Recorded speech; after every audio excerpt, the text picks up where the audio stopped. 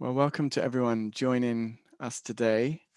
I'll just give it a few more seconds just to let people get on, and then we'll start.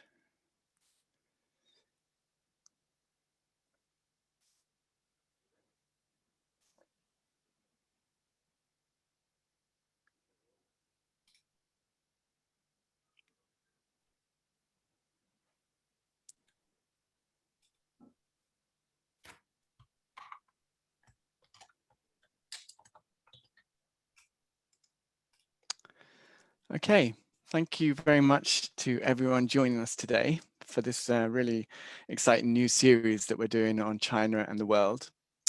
My name is Nick Buxton, and I lead TNI's Future Labs, and I'm joining you today from Glasgow, where I'm also attending the COP26 Climate Summit.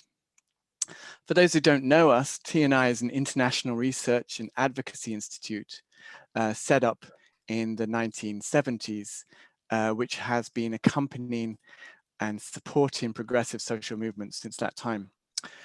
Since then, we have accompanied really the movements of the day, from the struggles against dictatorship in the 1970s to the peace movements of the 1980s, the global justice movements of the 1990s, and the climate justice struggles of today. Our remit is very much multi-issue and international. And we believe our strengths are our capacity to bring an internationalist perspective to struggles, to connect issues, and to connect movements globally. TNI does a lot of research, but we don't do this for its own sake. For us, research is only useful if it gets ideas into movement, as our strapline says. We've co-organized this course to meet a need expressed by many activists within many social movements with which we work closely. This comes from a desire to better understand China, its politics, economics, society, culture, its peoples, as China becomes an increasingly important global player, and to ensure that Chinese perspectives are part of our international struggles, and that Chinese activists are also fully part of our international social movements. We believe there's a real dearth of good information and analysis on China from mainstream media. And we see attempts by the US government and its allies to frame China as the next threat, which is deeply disturbing, and a concurrent disturbing rise in Sinophobia. Few within the social movements which we work have contact with Chinese intellectuals and activists, and our analysis of the challenges we face together internationally are very much the poorer for that. The analysis that does exist does tend to be contained within academic silos or framed in very particular or geopolitical terms rather than centering progressive social and popular movements. We've always believed that social movements are the key forces of historical change, and as such plan to put these struggles within China and Chinese activists' involvement in international struggles at the center. The series that we're running over these 6 weeks is intended to provide a more textured analysis of society, politics, and economics within China, as well as the role of the Chinese state and Chinese corporations globally. The idea is we want international activists to be better informed. We can hear and meet activists from China and can start extending our sense of international struggles to include Chinese dynamics, perspectives, and voices. Now, we're very much aware that in a 6-week series, it is impossible for us to do much more than scratch the surface. And invariably in the series, we will have omissions and partial views of complex realities. But what we hope is that this works as an introductory series, and we are committed to doing much more based on the feedback and responses you give. We're very open to ideas and proposals to improve the series as it unfolds, and for ideas on how we should follow up once the series is finished. At anytime, people can email me with ideas and suggestions via nick@tni.org.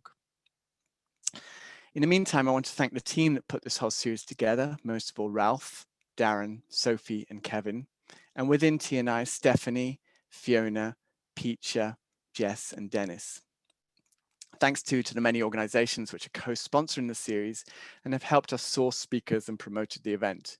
This includes comrades at Gong Chao, Lausanne, Critical China Scholars, Position Politics, Made in China Journal, and the Asia-Europe People's Forum.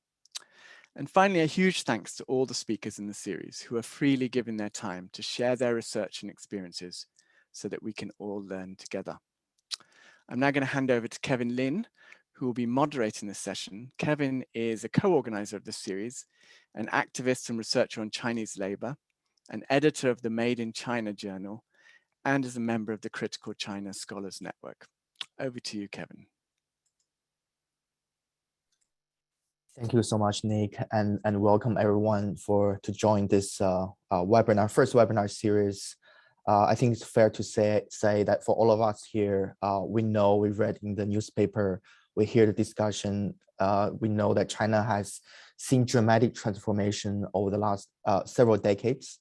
We know that the transformation have been taking place at the economic and social structures, but the transformation is also taking place at the level of people's daily lives.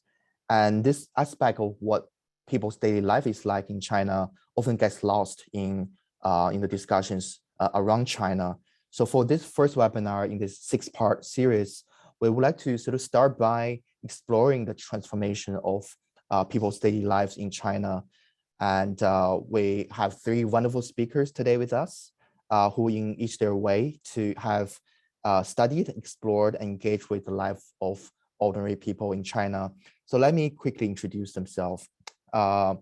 So Dong Yige is a researcher. She researches gender relations at the University of Buffalo in the United States, and is the author of a forthcoming book, The Fabric of Care, Women's Work and the Politics of Livelihood in a Chinese Middle Town. Eli Friedman teaches labor at Cornell University, and is the author of forthcoming book, The Urbanization of People, the Politics of Development, Labor Markets, and Schooling in a Chinese City. And finally, we have Yutong Lin, who is also a researcher at the Nomadic Department of the Interior, and is a member of a research collective that investigates technological systems against the backdrop of geological, ecological, and human history. So we are very honored to have them with us tonight.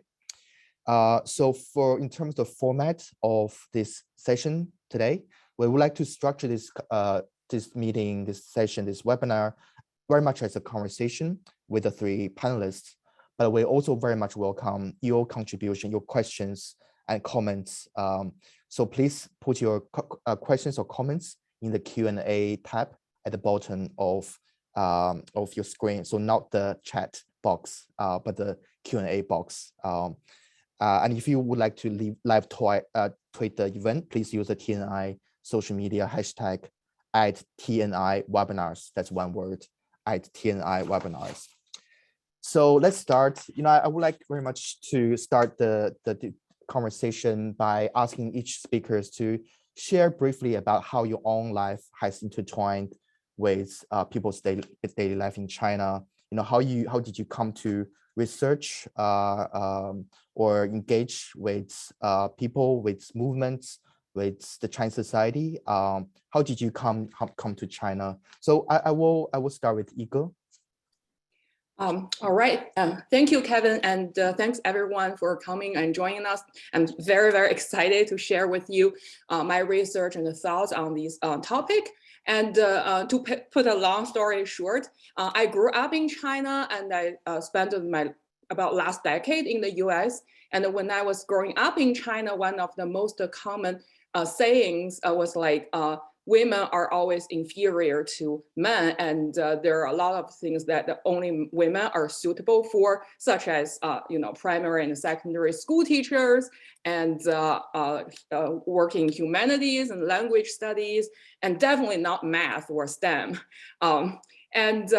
But there's a puzzle which has been driving me to do all this research, because when the conversation gets deeper and you talk about gender relations in China, suddenly those people who say that women are deemed inferior to men would say, oh, but you know what? Don't ask for more rights, because don't you think Chinese women have already been fully liberated under Chairman Mao? And don't you think women actually always get the upper hand with men, and it's enough? So it's a puzzle. So many debates would actually enact the Mao era gender politics, the rhetoric such as women can hold up half the sky as a justification to tell women don't try to do advocate more for your rights because it's been enough.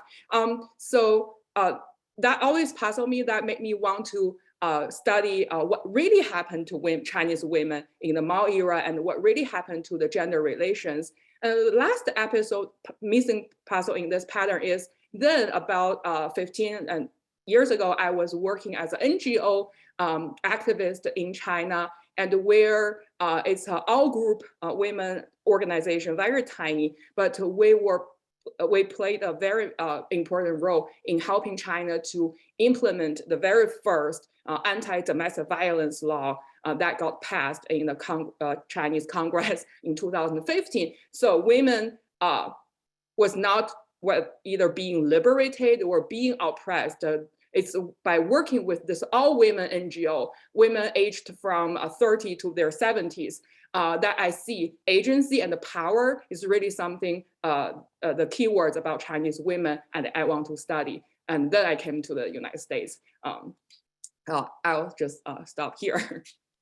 Yeah, thanks so much, Yige. And I think the themes you mentioned in terms of the transformation of gender relations, family structures, family lives, and reproduction. And I know you also studied feminist movement in China. We'll touch upon some of those issues very shortly, but thanks so much, Yige.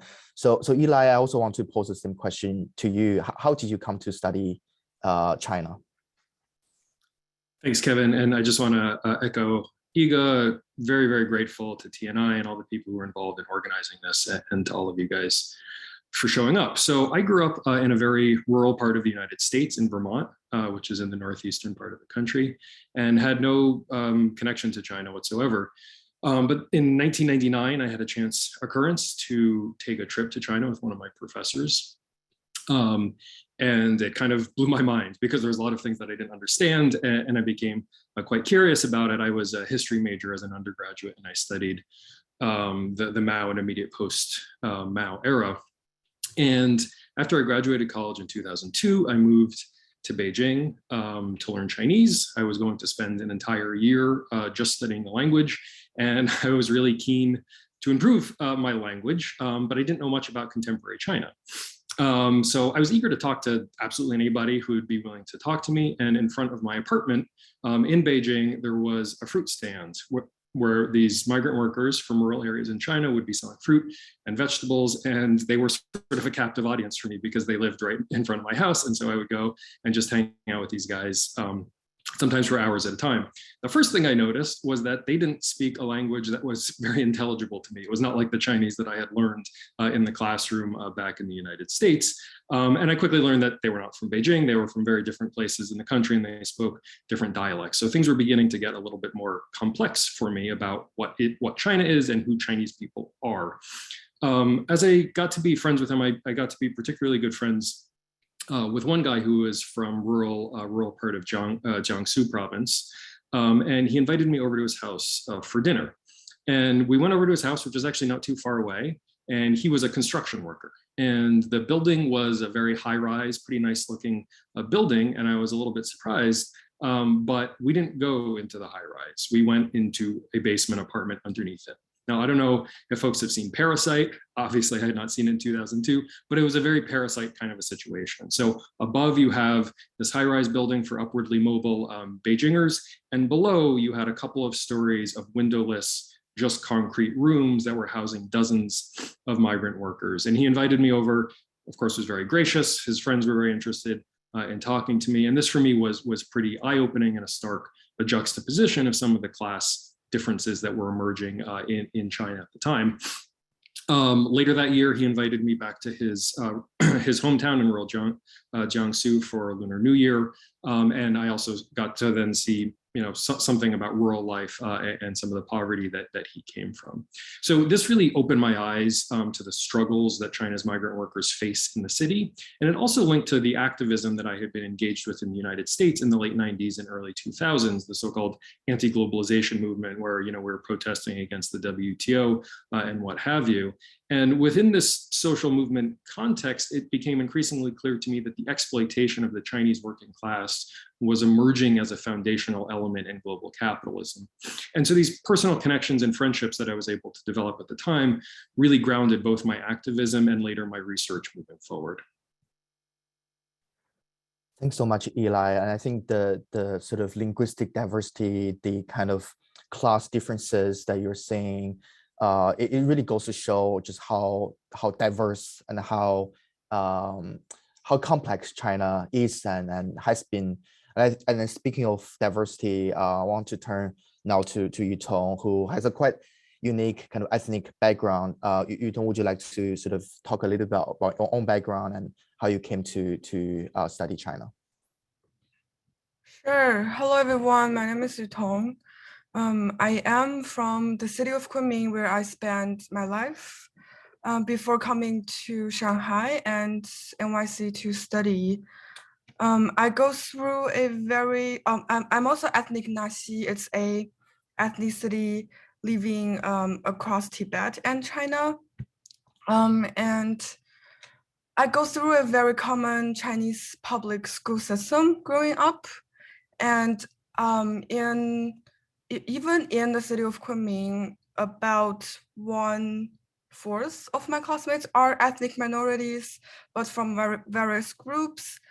But ethnicity and culture is just something I didn't learn from school, and it is also something you don't really manifest in a public school, unless there is a singing or dancing competition. Then you realize, oh, ethnic classmates would dress up our own garment and perform. And after my study in public school system, and then I go to Shanghai and New York to study more, and I began to make documentaries in Shanghai about ethnic dancers in Yunnan restaurants in Shanghai, and to see how ethnic bodies are commodified for the catering experience. And later I was, and I talked to a lot of the workers there and realized dancing and singing is better for them as a job than as workers in factories. And they used to be workers and labor in factories in Guangdong and places like that. And they're saying being working in a dancer and manifest their culture is much better, and they enjoyed it a lot more. And then it got me to think about how ethnicity is framed in urban and hegemonic contexts, and how we can understand them in different light, and how our contesting aesthetics or contesting views are being formed in different media platform or in different historiographies that are outside the Mandarin ideology. So me and my other friends, our research collective is called NDO, Nomadic Department, Nomadic Department of the Interior, and we want to investigate period of migration and displacement and dislocation, specifically involving not only ethnic population, but involving movements of industrial movement, and more currently the data infrastructure development, and how people's lives are being changed through this lens. And I think I can stop from here. Yeah, thanks so much, Yutong. I think you brought a lot of very different issues, but you also see the intersections, right, between ethnicity, migration, labor, but also the transformation of landscapes, and you mentioned data. you know, there's material aspect of data, right? The physical buildings that result in, I think next year we'll talk more about the sort of relocation of ethnic groups in China. Thank you so much, Yitong. So I would like to come back to Eli, and I want to zoom out in this round of conversation, and pick up some of the bigger dynamics and the big pictures in China. So that your work relates to, that you look at. So I don't know, Eli, you work a lot on migration, on labor, on you know, also on schooling. What are the major trends? What have been the major trend and changes for, say, workers or migrants in China in recent decades? And what are the key issues, key terms, or key changes that you think we, you know, the audience should be paying attention to? Eli. Yeah, thanks, Kevin. So the first thing to keep in mind is what I and other people think of a difference between the so-called old working class and the new working class. So the old working class is the group of urban residents that emerged in the state socialist era beginning after the revolution was completed in 1949. And these were folks that enjoyed something that's called the Iron Rice Bowl. And the Iron Rice Bowl was essentially conceived as cradle to grave benefits, cradle to a permanent job. You basically cannot be fired, and there was very little turnover in the labor market. So this was, although China was poor at the time, this was about as good a position as people could hope to have. But what you saw beginning particularly in the late 1990s and early 2000s was this mass wave of privatization and mass layoffs, where at least 30 million workers lost their jobs in the state-owned sector. And the remaining employees, of course, China still has a lot of state-owned enterprises, and more than a third of the economy is in the state sector, but they're now treated as regular employees and are subjected to the same kinds of pressures as in normal capitalist firms, where managers can hire and fire. And of course, a particularly notable feature of the state sector over the last decade or so is the growth of the contingent labor workforce. So that's kind of the demise of the old working class, of the working class associated with the state socialist era. My own focus in terms of both my activism and my research is on the new migrant working class. And when we talk about migrants in China, we're talking about internal migrants, people who move mostly from rural areas to cities, although you do have some people moving from smaller cities to big cities.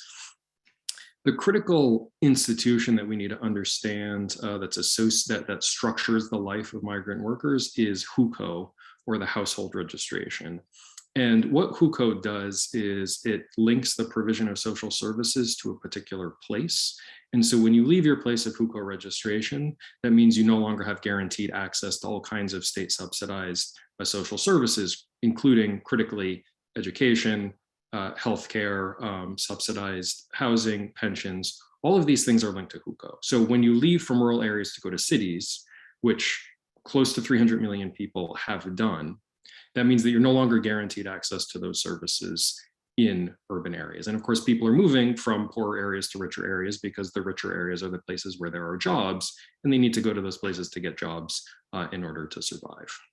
What this means, and this is a really critical part of China's overall development strategy, it means that cities get to enjoy this very cheap workforce that shows up, and the cities don't have to pay any of the costs of producing that workforce or reproducing them, right? They don't have to pay for the education of the children. They don't have to pay for their healthcare and their pensions when they're older and less, productive from the perspective of the cities. Patterns have changed somewhat in recent years, but the historical pattern for many people coming from rural areas to urban areas, because they are not full citizens in the urban areas, is that they work there when they are young, and when it's time for them to have children, they'll go back to the countryside to get married, to settle down, and sometimes one or both of the parents go back out to work again later. Things get very, very complicated, but the basic point is that it's difficult to have families and when you don't have access to social services in the cities. As China was making this transition to capitalism beginning in the late 1970s, although of course they didn't identify it as such, the government identified this large rural surplus population as their comparative advantage. And that was the language that they used. And so this cheap workforce, along with cheap land, as well as the complete absence of any labor rights. So of course, in China, there is no right to strike. That was removed from the constitution in 1982. There is only one union. It's controlled by the government. And so the political repression of the working class, along with the cheap cost of labor, was used to attract a foreign capital. Now, probably a lot of folks are familiar with some of the broad outlines of this, made in China story, China becoming the factory of the world.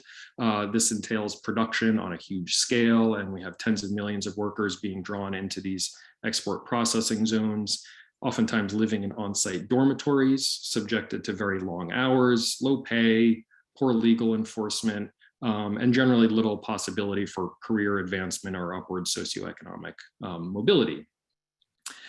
This has entailed over the last 30 years, massive relocation of global supply chains. And many of these supply chains are increasingly China-centered.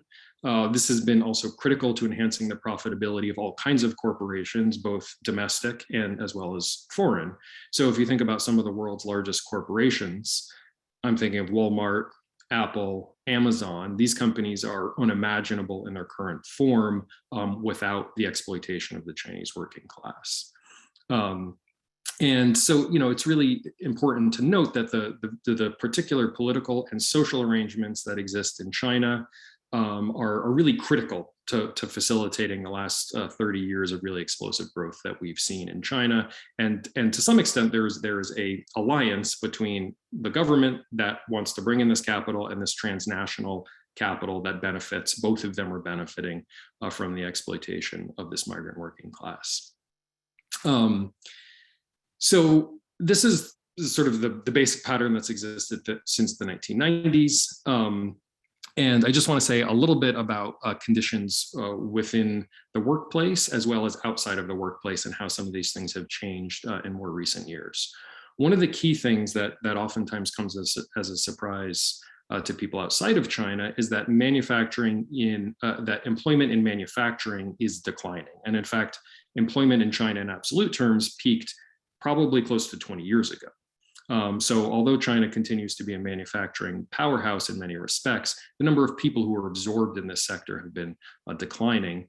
And the same is probably true for construction. People may have read about some of the troubles in the Chinese real estate market recently. Construction has absorbed huge volumes of rural labor, and that's going to be less the case moving forward. There has been faster growth in service sector, in logistics. And while there is a lot of problems with employment and manufacturing, so far the kinds of service sector jobs that have been created don't seem to be much of an improvement. There's highly precarious and contingent forms of work in hospitality and food and beverage. I've done some research on food delivery workers in China, and they have, as in just about every other country in the world, stressful delivery times, low pay, dangerous work, lack of legal protections, lack of social insurance, et cetera, et cetera. So there's a big question about whether these emerging forms of employment can be decent jobs or not, and so far the evidence is not great.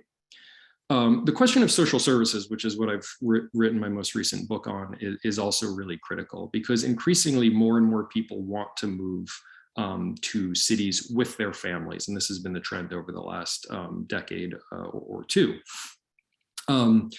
If you move to cities and you don't have local hukou, which is going to be the case for the overwhelming majority of these rural migrants, it's extremely difficult to get your children into public schools. And the local governments will ask for all kinds of documentation in order to access schools and other kinds of social services. So just as a brief example, if you're in any wealthy city, and you don't have local household registration, the kinds of documentation you'll have to provide include a labor contract, it includes a lease or a deed to a house, it includes payment into social insurance, et cetera. And oftentimes you get sort of a bonus if parents have higher levels of education. And so what all of these requirements do is they ensure that the poorest people who are working in informal labor sectors, who don't have labor contracts, who are living in informal housing, who don't have a deed to a house or a formal lease, they're going to be excluded from public services. but that those public services are going to be available to a small number of non-locals, but those are going to be the people that have the most resources already. And so I call this the inverted welfare state. Basically, they divert social services to the people who need them least. And so and this is true for education, but it's true for other social services as well. And the bottom line from all of this is that you have the people who have quite literally built China's cities, who have built China's economic miracles over the last couple of decades, and they're subjected to all kinds of precarity, exclusion, and dehumanization within the city. Thanks so much, Eli. If I can just very briefly ask you a sort of follow-up question, because I think you did a really good job sort of outlining the kind of discriminations and these advantages that a rural migrant worker in China faces. I guess my question would be, what about the last 10, let's say 10, 15 years? And also, with all the recent rhetoric about common prosperities, distributing wealth, redistributing wealth in China, do you think the life chances of rural migrant workers in China have been improving in the last few years or in the last 5 to 10 years? And what still remain the largest, biggest obstacles to their to a better life? Yeah, so going back almost 20 years, you can see the central government acknowledging these sorts of problems, right? And saying, there's inequality, and that this is something that we need to be able to address. And a keen sense that there is a sense of, that there's unfairness, right? That people should be able to move and get their children into school. And the central government's rhetoric on this has been pretty good. So far, the actions have not been all that good. And one of the key issues, particularly with respect to this question of how citizenship works and how social citizenship works in particular, is that the central government will come out with these kind of slogans.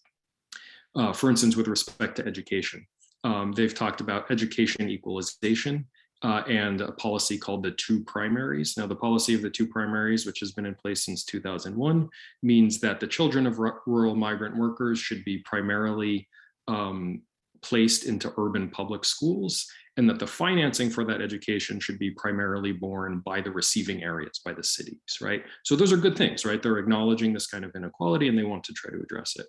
The problem and the reason why these issues are so persistent is that the central government explicitly leaves the implementation of it to local governments. And so if you're a local government and you're getting this essentially an unfunded mandate saying you should provide education to people who are not fundamentally your citizens, right? You don't have to consider them your citizens, but you should provide them education. But the central government is not giving you the fiscal resources to be able to do it. It's not surprising that they continue to set up all kinds of obstacles. And I should say that those obstacles have come down somewhat in smaller cities, but they remain quite high, particularly in the largest and the wealthiest cities. And that's a real problem because the largest and the wealthiest cities are also the places that have the best social services, the best schools, the best universities, the best hospitals are all in the cities that have the highest obstacles to accessing those services. Great. Thanks, Eli. And we'll dive into some of the questions. I also see a lot of questions for you guys already in the Q&A chat. So please do continue put your questions or comments into the Q&A box. I want to turn now to Yutong next. You mentioned your own sort of ethnic background and your own interest in studying ethnic groups in China. A lot of people around the world probably have heard of the Uyghurs or the Tibetans, but not other ethnicities. They are, well, according to the Chinese government numbers, there are over 50 ethnic minorities. Can you sort of talk very broadly about ethnic issues and ethnic policies, how the life of ethnic minorities have transformed in China over the last few decades? And how should we understand the experience of ethnic minorities? Yes, I also want to begin to acknowledge that because I live in the city and I grown up speaking Mandarin, and my family didn't really teach me how to speak the ethnic language because they don't really think it's necessary, or they don't and in the city there are not Nashi around us. As well, So I sort of blend in really well with my Chinese classmates and friends. And I do have gained a lot of advantage from that position. So I can only speak from my own experience. But I do want to say ethnicity and nationhood and nationality, this discourse really began before the revolution, before 49, when Sun Yat-sen proposed a republic of 5 nations of Han-Meng Man-Hui-Zhang, which is Chinese, Mongolian, Manchu, Muslim in general, and Tibetan. And these are sort of the 5 main ethnic groups that are recognized at that time.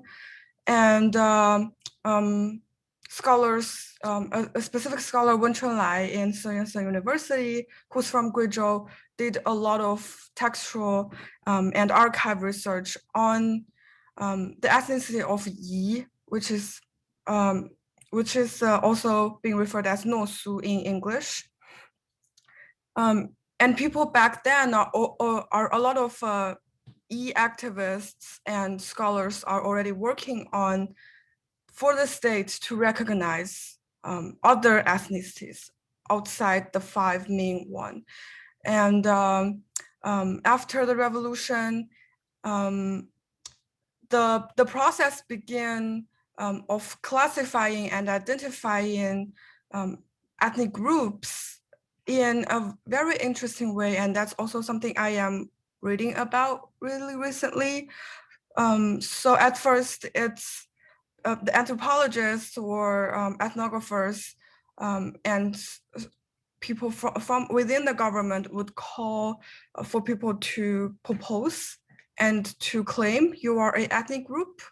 And the central government received over 300 proposals of people who claim to be a nationality or ethnicity. And the government would send scholars or anthropologists to do field work and to classify and to combine different groups to one. And there are a lot of problems within that process. And some of them are really deliberate to separate, for example, to separate Tibet as within different provinces. There are Tibet, now we know the autonomous region of Tibet is only part of the cultural Tibet and where Tibetan people are living. And they are also scattered in Qinghai province, Yunnan province, Sichuan province. All these places have Tibetan region that are deliberately separated. And groups like Naxi and a lot of people who are living within the greater Tibetan region are classified out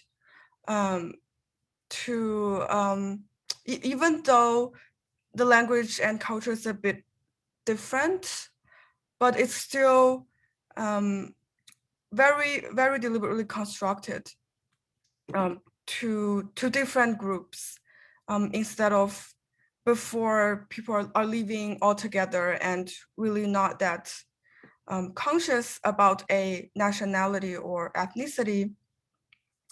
And during the, it's pretty much at the beginning of the communist China, and then moving on to Cultural Revolution, and then ethnic people are facing pretty much the same struggles as any other Chinese people are facing, problems of famine, of hunger, and of other forms of structural violence.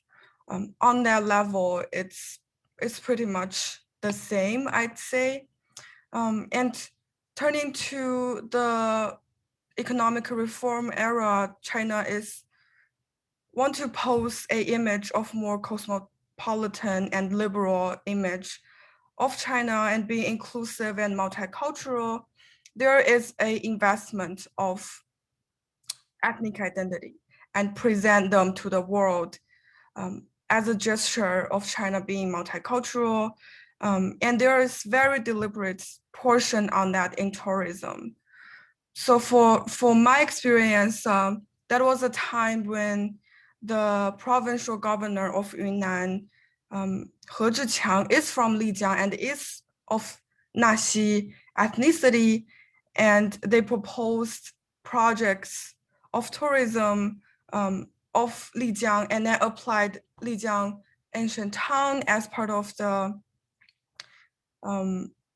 legacy project by monitored by UNESCO, and sort of entering this global flow of capital on tourism and exotic China, and all the infrastructure of tourism, of train, of highway, of hotels, and that sort of framing ethnicity in more contemporary context to be commodity and to be performance for tourists, both domestic tourists and international tourists, and having a much more exoticized version.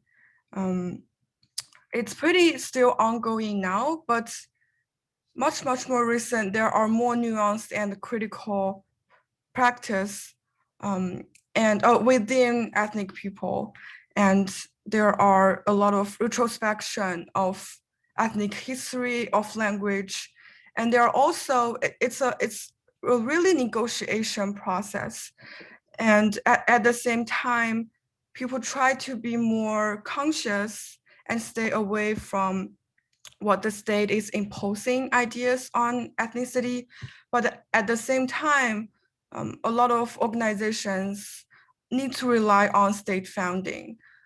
For example, my own aunt, who's a Nazi scholar, got funding from the state to do a children's book teaching the language, but it's limited. But still, you do have to negotiate these processes, and the state is actually doing stuff to promote ethnic culture, and to want to show a range of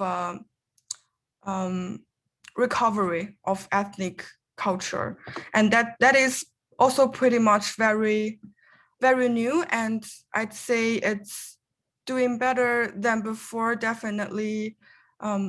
But at the same time, tourism and the lack of proper representation in any form of media or in education is really problematic.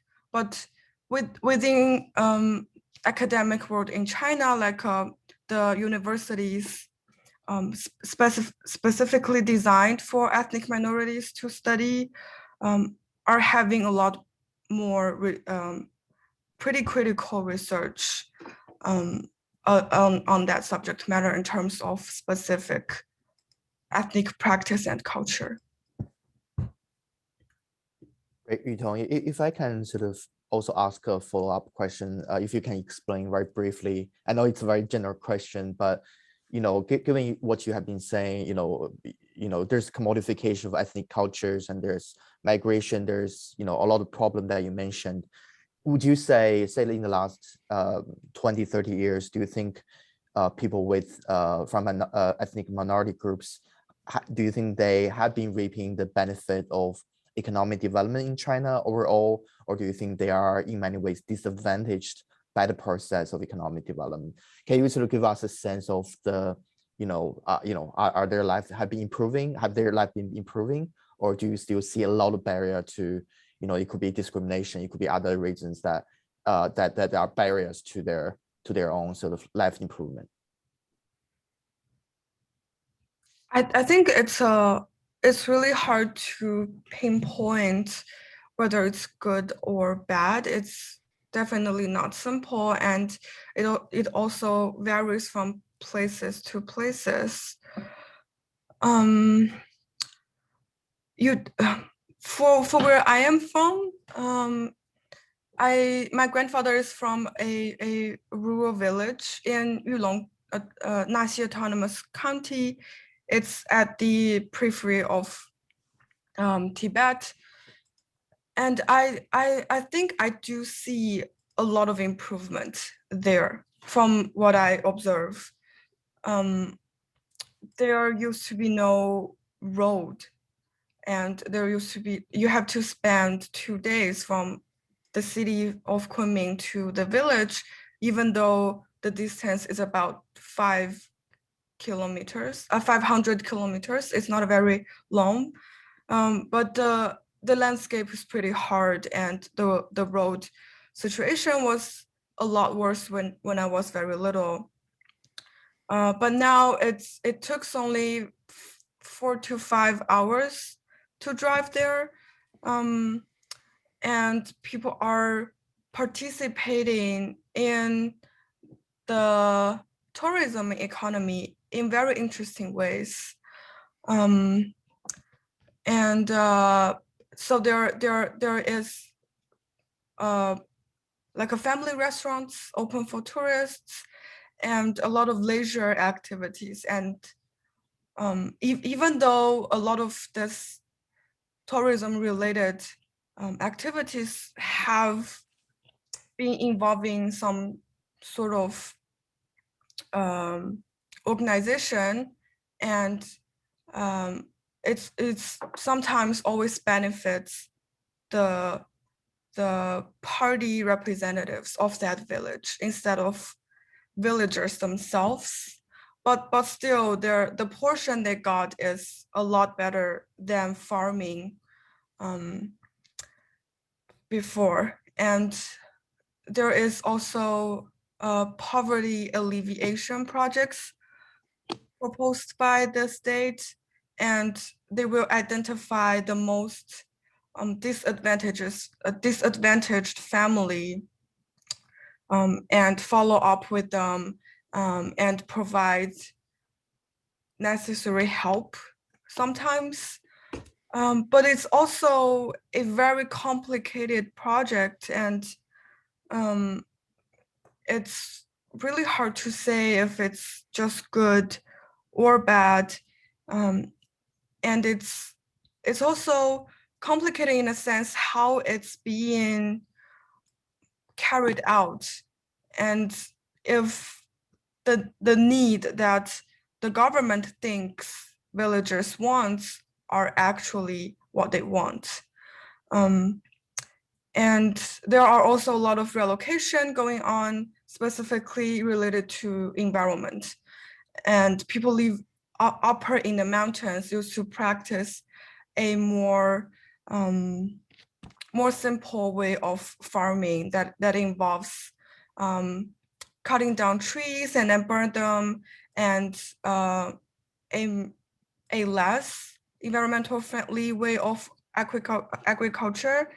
And the government would ask them to move down to a better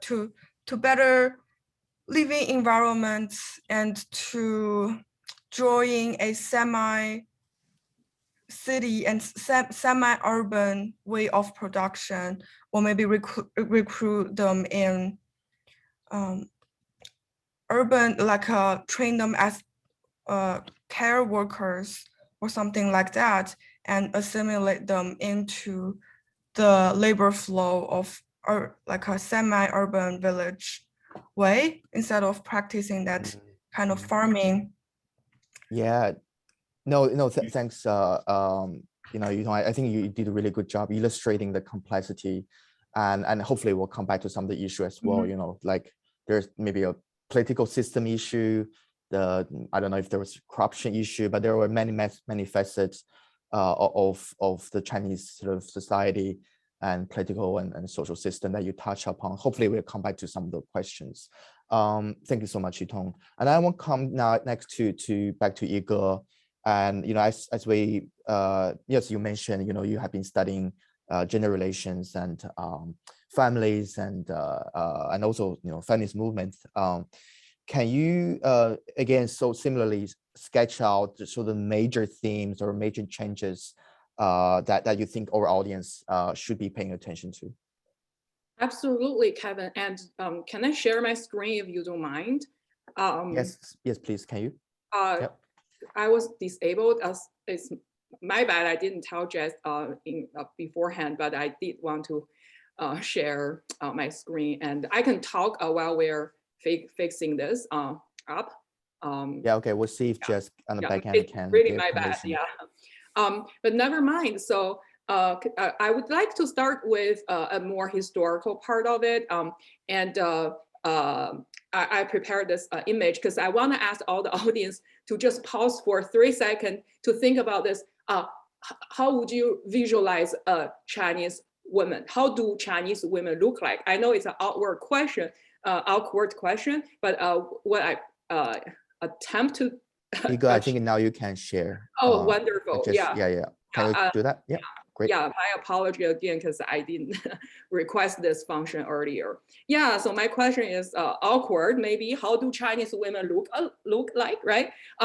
So let me maybe you got your answer on your mind already. So let me give you one example. So this is a Chinese rural woman coming from the actually the picture was taken I think in the 60s, but she actually made the cover of a very major national magazine called the People's Magazine, and she made the cover of that magazine. Imagine what kind of not American, but women in your country where you come from could make the cover of a national magazine, right? This is back to the Mao era where they really try to promote the image of rural women laboring in the field. And by contrast, this is a more recent cover from a similar national level magazine the magazine is called Women of China. And I guess this is the more kind of typical image you would imagine when I was asking the question initially. So this is to illustrate how big change, the contrast has been made over the last 4 decades between the 1970s and now. So very quick a review of the historical changes. I'm not trying to give you a lecture on history, but I do think the kind of contrast and discrepancies between the Mao era and the current era, and between the national discourses about gender and what's really going on the ground are the keys for us to understanding the gender politics and everyday life gender relations in China. So very quickly, the kind of the official essence of the official discourse back in the Mao era, as I mentioned in my intro, was this slogan, women can hold up half the sky. I guess one time recently Biden misquoted this quote in one of his speeches in order to promote women's rights and the gender equality. And in terms of institutions, after the Communist Party took power in 1949, they did many things institutionally. For instance, the free marriage was finally implemented. Remember, before this,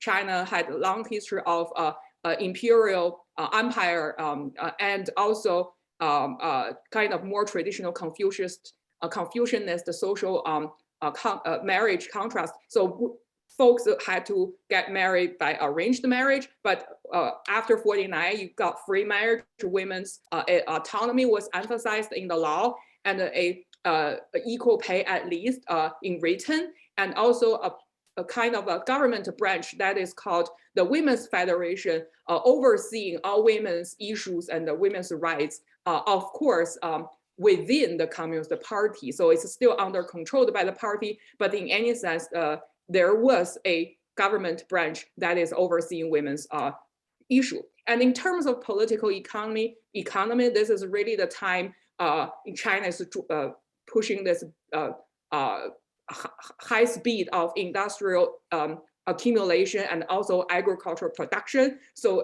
the state asked all women participate in either factories or the field in the rural area. And in order to support women's full employment in the workplace, the government promised socialization of care work so that in theory, you can send your kids to daycare or kindergarten for very affordable rate. While there's a huge discrepancy actually between the discourse and the practice. I'm happy to talk about more. And because of all this, you have a women's labor force participant rate near 90%, one of the highest in the world at the time.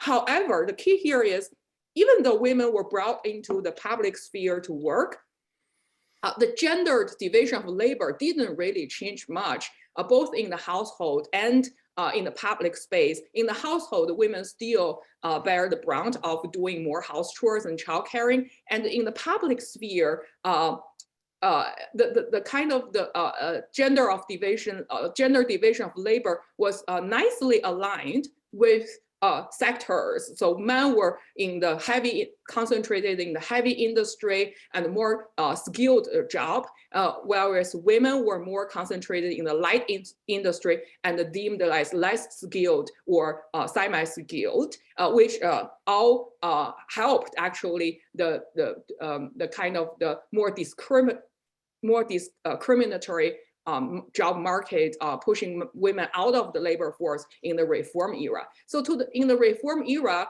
the official discourse also changed. A lot of male elites as early as in the 1980s started to promote this new slogan that is women should return home.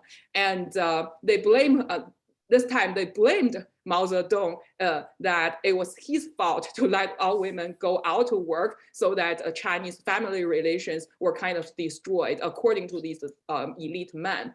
And institutional-wise, this is where when the infamous one-child policy was implemented until 2015, I myself is a product of that. I can talk more about it in the Q&A. But this is also the time when feminism was not under the monopoly of the Communist Party, but there you see the burgeoning of civil society type of NGO feminism between 1990s and the early 2010s. This is also why I had a chance to work in one of the feminist NGOs around the 2010s. And the reason I left China partially was because my NGO, even though it helped implemented the domestic violence law, the NGO itself was shut down by the government.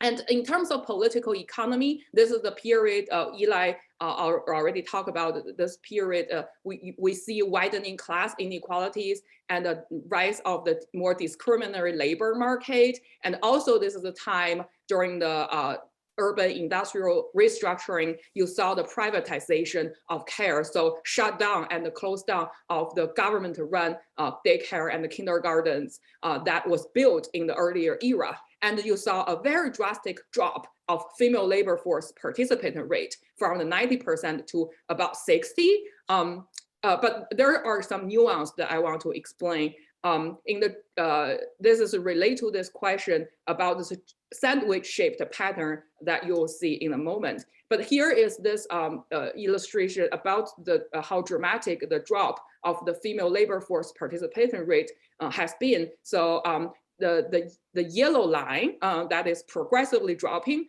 is China, while the red line is the US and the blue one is Japan, just for reference. And you can see between 1990s to as late as 2018, only the line of China has been progressively dropping, quite fascinating and puzzling.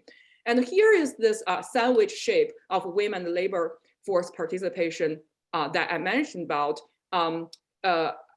You might ask, oh, this is a pyramid, but why name it sandwich? Because I want to emphasize the middle layer of it, the career women with double burden, the middle class, white collar type of job was the bulk of the formal jobs that counts as labor force participation in China. Whereas at the top, this is from the upper level elite class in China, you saw professional homemakers. The number is really growing fast because the widening class gap. So the upper class are able to afford, right, having a full-time homemaker in the house to perform the role of both intensive mothering and also other types of caregiving and home management. And the interesting layer at the bottom is the informal labor force participation of women who do not necessarily count into the labor force participation. That's why one of the reasons you saw the dropping of the rate, right? So on the one hand, lower class, rural migrants, urban poor Chinese women never stop working. So is the case around the world. But in terms of statistics and formal employment, sometimes the government failed to count them into the picture. But this is not the only reason, right? Contributing to the drop of the participation rate. As I mentioned, upper class women were also kind of being pushed by the state and the male elites to go back home. Just to give you a very important piece of information, when you think about what are those poor urban women or rural migrant women are doing if they are kind of leaving the factories, as Eli mentioned, right?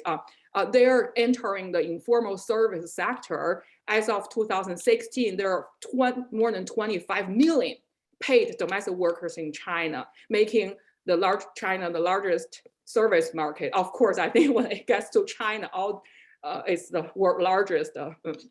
But I'll talk more about this maybe later.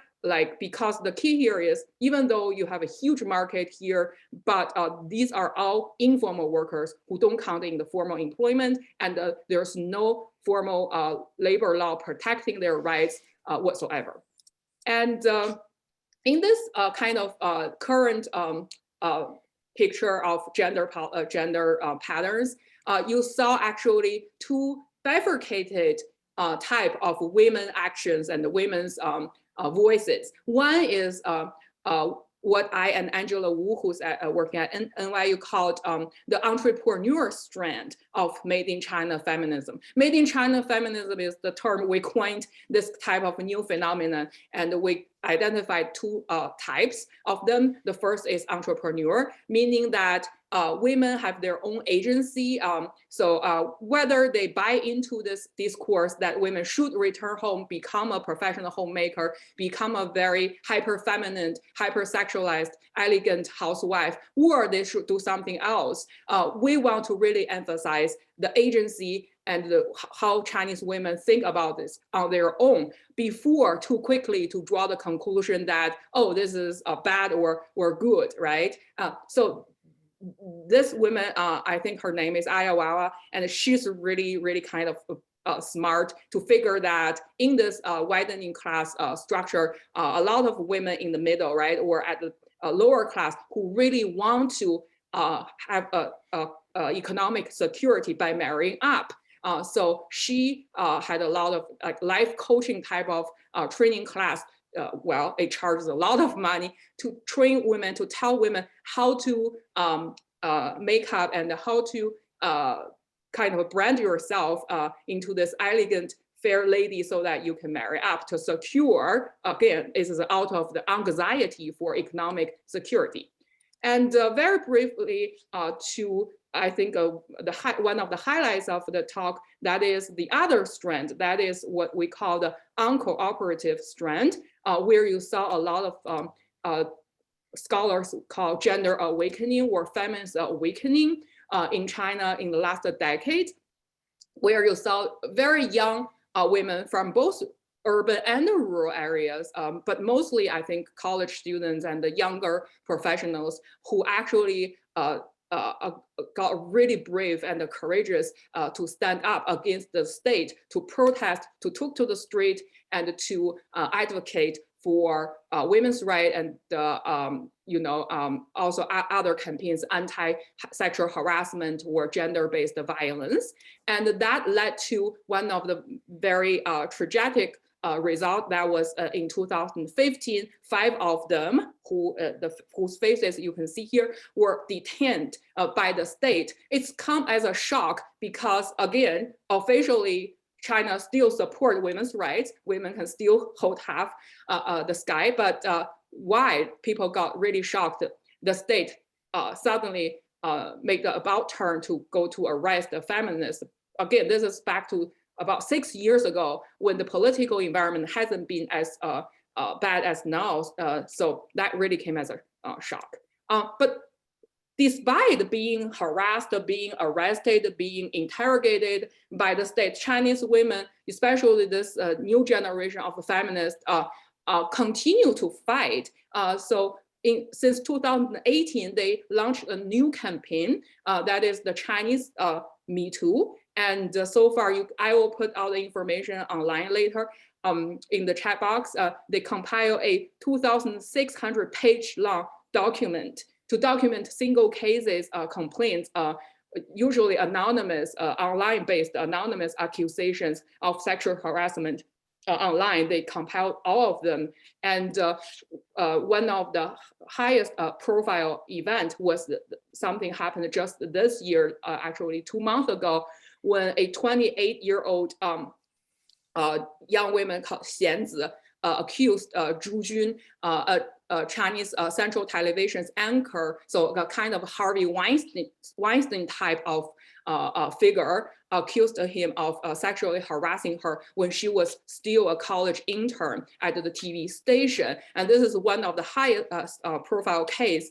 And what I want to highlight here is not just how big this case became and draw a lot of international attention, but actually how many Chinese women and men came to support Xianzi when she's facing one of the most powerful authoritarian regime. And Xianzi, I like this quote that Me Too is the last resort for victims of sexual assault, because it represents the failure of the judicial system and individual confrontation. So she exhausted all other means, and the people involved must use methods that are injurious to themselves. Because in China, in order to do it, I guess in any place of the world, right, for women who do this, you actually have to sacrifice a lot, if not everything.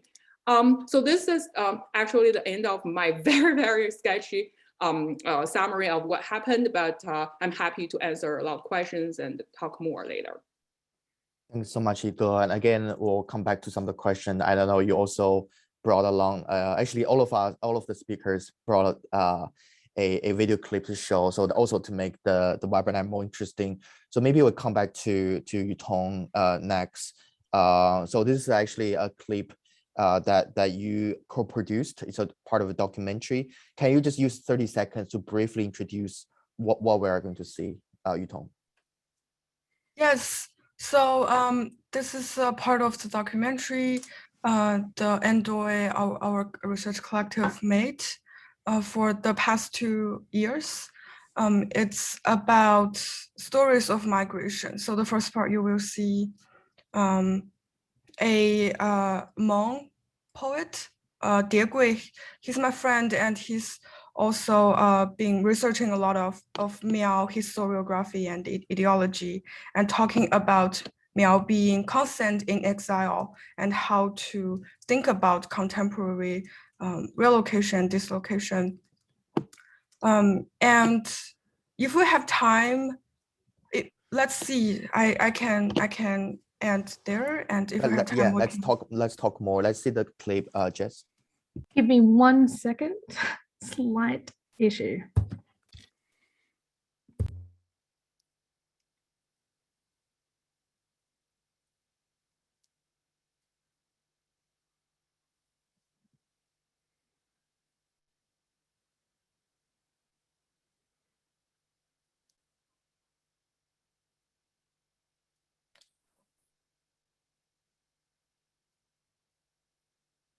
So Jess, if you need more time, you probably can keep talking while you're figuring out the video.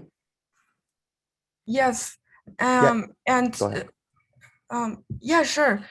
And maybe after I can call Jess, and then we can move to No, we're good. The second computer's Zoom froze, so I had to open up the other one. We're ready to go. Yeah, thanks, Jess. Please go ahead.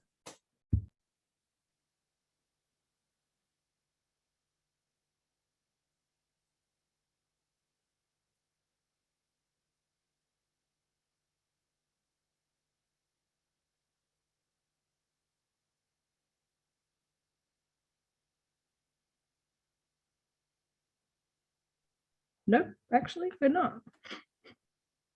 So maybe just we can come back to Yutong's video because both Eli and Yige also brought clips. So maybe do you think we can go to Eli's?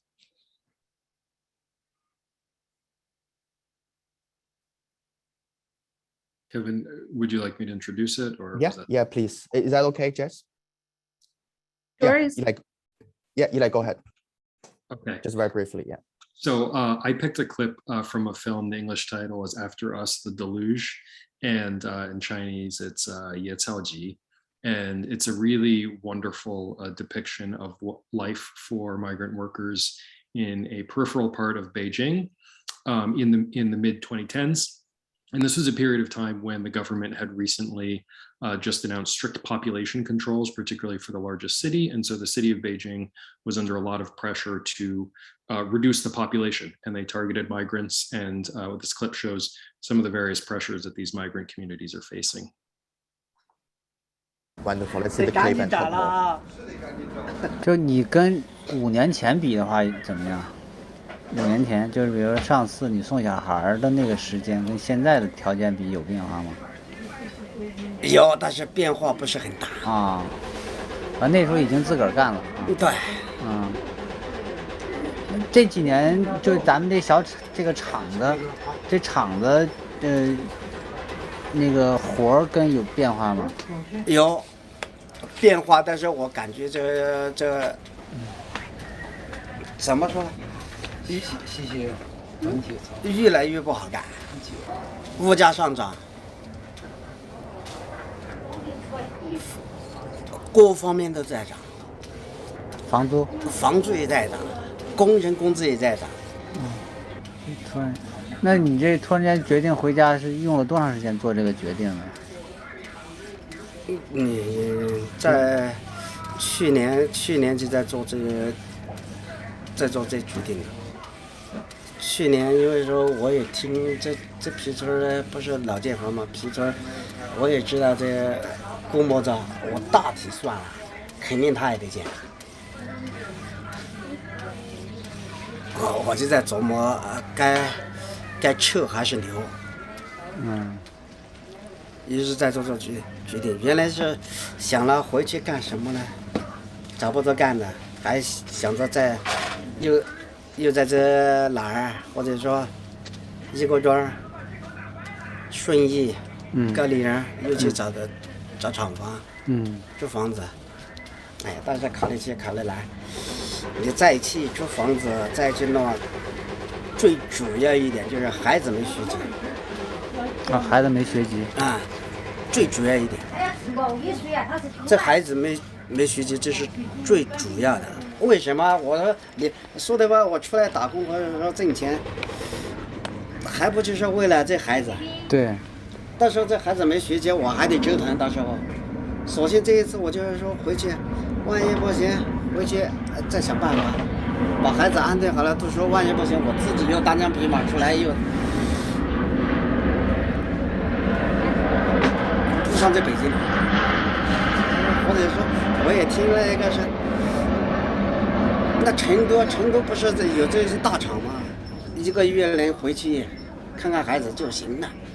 就打算在成都发展，计划还是上老家发展。但是我说退一万步来，就是说到时候我这生意在那儿做不着。我想了，凭着手艺从哪儿都能有吃的。对吧？这农民他种庄稼，他就得收获。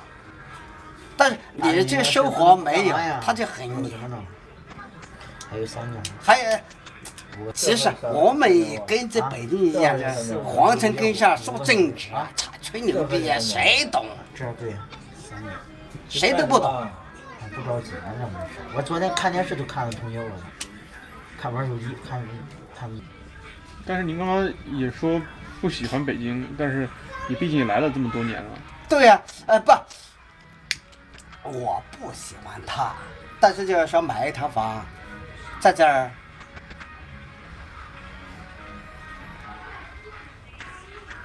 毕竟来了那么多年了，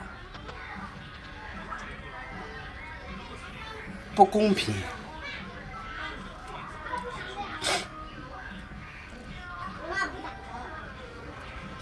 这个谁敢签了就打的。瞎搞。现在从团长这儿租一说的吧，我包括我孩子念书，连一个学籍都没有。我在北京待什么劲儿？咱们不，他自己租的。最主要的，人家那女的人说的是，他要挣，你就挣1万都不够的话，挣2万。你连一个国家，我在这儿，父母在这儿干活，对吧？为了北京、天津教我，虽然说我没给国家创造很多福利，但是我没给国家创造托负担。来，兄弟们，连这个孩子读书的最起码的知识啊，好，没有学籍，你必须得找。他妈他长了脸蛋，身材差不多。脸蛋的话，没是体育的，我们是底层，我只能。Thanks, Jess. Yeah, as some people, someone has already said in the chat, it's very impactful. It's very powerful kind of dialogue directly from worker. So Eli, if I can ask you briefly, like, what did you find to be most powerful? Like, what, it talks about schooling migrants, which is something that you have written extensively about. Can you talk a bit more about how, what's the experience of migrant children and the kind of, I guess, schooling, educational difficulties, but also the barriers to upward class mobility?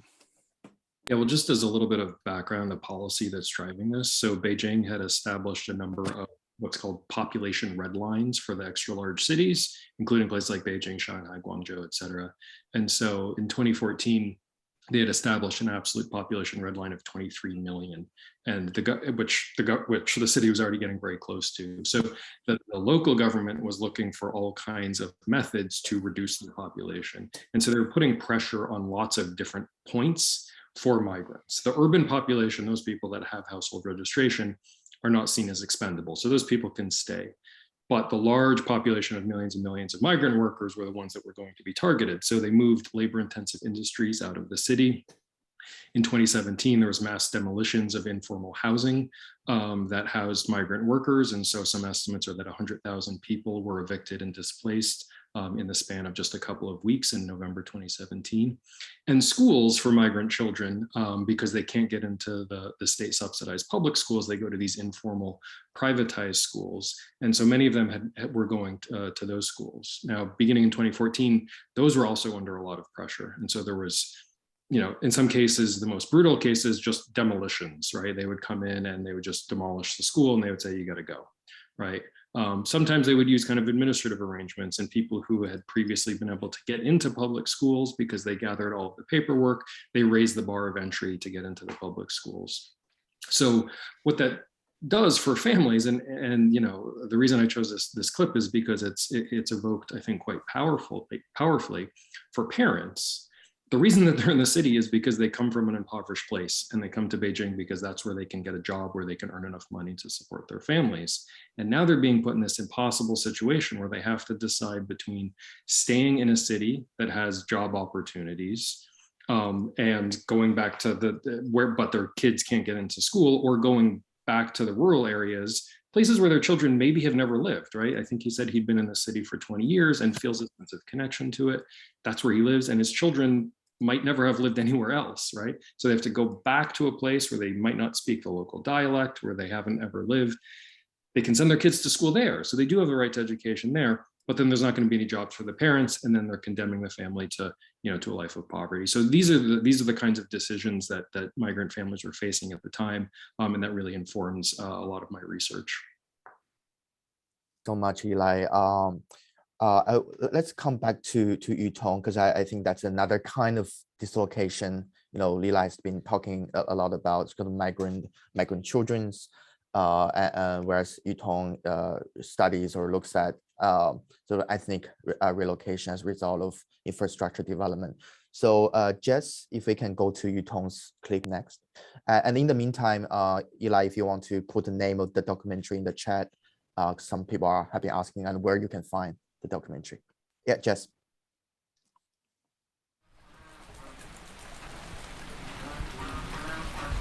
我个人的理解是，苗族是一个迁徙的民族，然后用难听的话叫它是一个流亡的民族，然后从过去到现在，它一直在迁徙嘛，然后一直在逃亡的过程。过去定居的那种在黄河流域，我们所谓的苗族的古歌里面会提到这个地方叫怎么说？养茶，就是祖地的故地吧，可以叫故地，就很多年前祖先生活的地方。所以他会觉得他一直迁徙，但他们心目中的那个好的家园其实是过去的祖先生活的地方。所以他现在，我觉得他对于几千年然后他对这种土地的理解，他是觉得人是一个过客。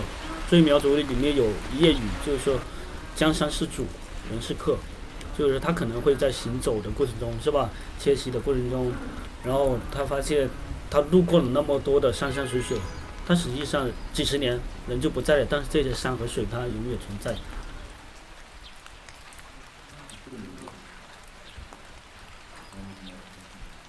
苗族的指路经或者彝族的指路经，彝族也是迁徙嘛，其实他也是迁徙，苗族也是迁徙。他在人死过后，当天晚上把出殡了过后，把他抬到坟地上，已经埋好了过后，他们又叫人把他带回家，把他灵魂亡魂要带回家里面来。带回家里面来过后呢，又请鬼师去给他念那个指路经，又教他怎么走。因为黔东南的迁徙路线是主要是从湘西那边切过来的嘛，是吧？那么它一条是从湘西直接进入贵州这边，一条是往广西再往贵州上来，它这两条路的。它可能会又顺着湘西那又走到哪里去？会真的会有一条路走到几千年前祖先的地方？他一直在寻找一个家园，然后这个家园呢，却是一个过去的家园。那么现在这个家园到底是什么？可能只是一个暂时的。我的理解，苗族是一个比较怎么说呢，悲悯的一个很沉重的这样一种情绪在里面的苗族的文化，因为苗族一直是在迁徙，一直是在流亡，它就一直像一个宿命一样，因为你要知道，除了贵州、湖南、贵州、广西，还有云南，我们这些地方的苗族，那么从云南一直又往东南亚走的这些苗族，他们其实一直在流浪的。那么你会发现，去到美国的苗族，去澳大利亚的苗族，去到欧洲的苗族，他们其实就是一直在和我们过去的祖先一样，一直在逃亡，一直在逃亡，一直在流浪。所以你说土地对于苗族来说是什么？我觉得他去到哪里都是客人，他就不把他当做这个土地上的主。从东南亚的一些苗族，他们的一些歌谣里面，你也知道。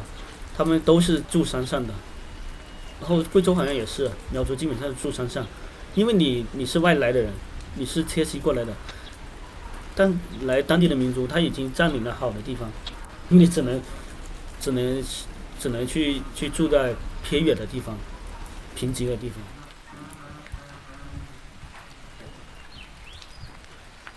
Hello, Jess, could you move the timestamp to 6:45?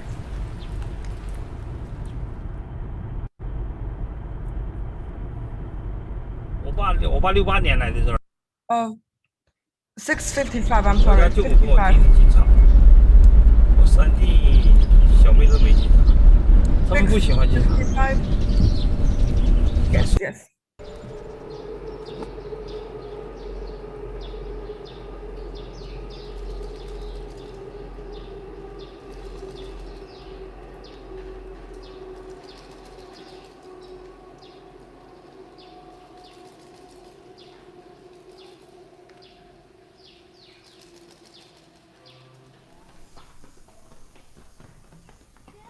我们那边的房子和这边的房子置换的，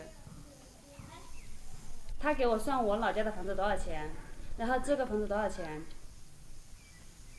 如果我房子的钱超过这个，他就补给我；如果我的房子钱不够，这边的多了嘛，我就补给他，补给政府，是这样子的。就相当于他就是1亩田多少那个按大米的价格嘛，比如说1亩田是320。就是补给你，然后1亩那个1米地是230还是多少？如果今年的大米是3块钱1斤，那就是按320乘以3这样的，一年拿1次，有的能拿4、5万。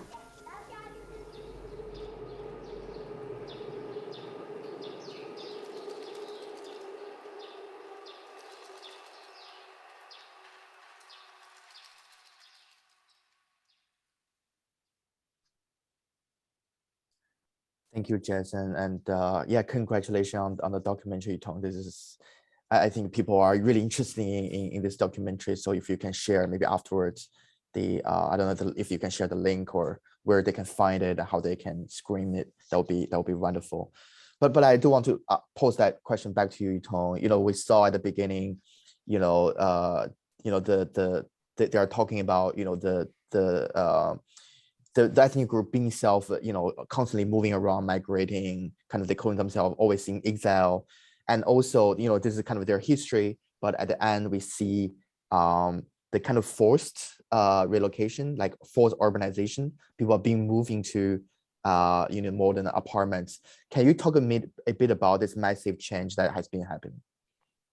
Yes. So the first part is more about Hmong as a, so Guizhou has multiple ethnicities, Hmong being one of them, and they're talking about exile and migration is something in the nature of Hmong. It's not something new. It's not something contemporary.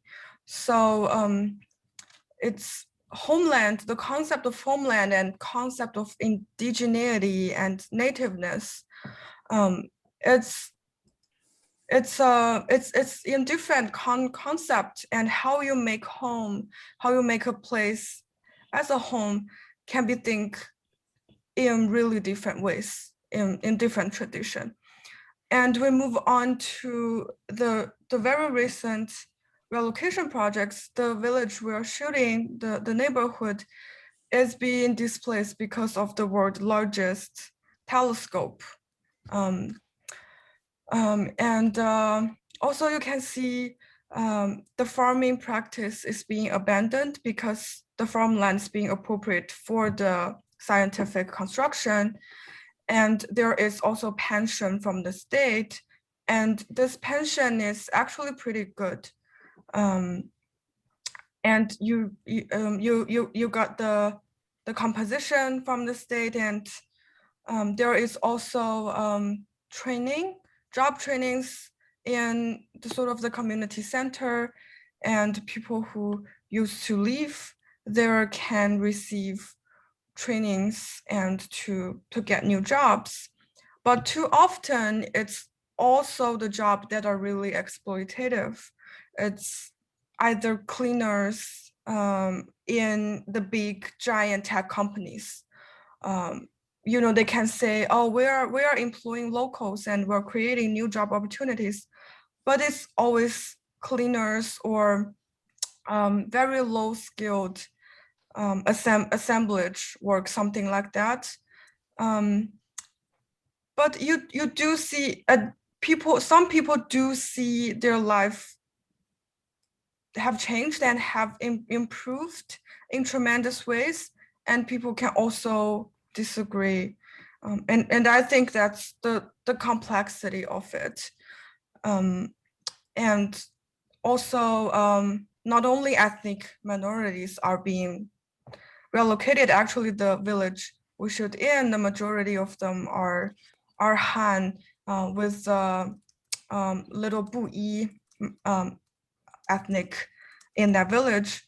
So it's also, it's a lot of layers, and it's a lot to unpack there. So we do need to make more films and talk more about these issues, I think.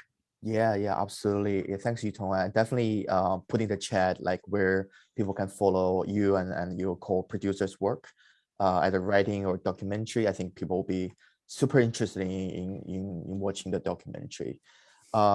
So if we can go now next to Yige's clip, just if you can prepare. But Yige, can you maybe just use 30 seconds to introduce what we're going to see next? Yeah, so basically I'm sharing with you a video clip.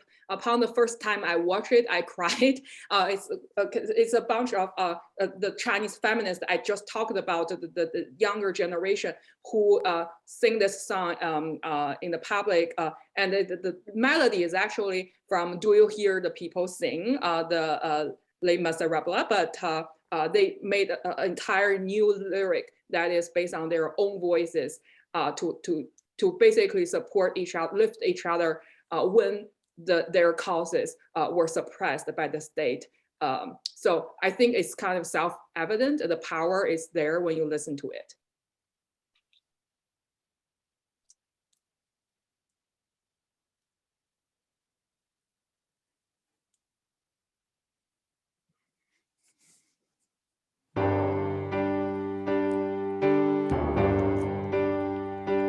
你是否和我一样，坚信这世界应平等？这是首传唱自由和尊严的女人之歌。你可愿和我一样，为权力抗争到老，打破沉重的枷锁，找回女人的力量。我想出门不害怕，像美丽不被骚扰。请保护我，别困住我，为何我失去自由？快细心吧，抓住他，犯错的人不是我。我为自由而歌唱，不做你评判的对象。我爱我独特模样，不论它是美丑或瘦胖。我有闪光的梦想，我也有丰富的欲望。面对怀疑和嘲笑，艰难中我成长。我想出门不害怕。但这事件对你来说有什么影响吗？对你的生活？有啊，首先就是工作没了，现在是无业失业状态，每一天在家都有点无聊。出来之后，因为各方巨大的压力，我只有从我原来的机构辞职了，而我原来工作的机构也关门大吉。我现在也处于失业无业的状态，但是有事做。迫不得已只能卖身开淘宝店了，转行去创业。现在是一位落魄的女商人。比如说现在手机、电脑都被扣了，然后又出不了国，然后我爸妈每天都特别担心我。这太荒唐了，是不是？而且把我们抓了之后，谁还敢搞街头活动啊？本来这个空间在中国还是有的，现在突然一下子就没了。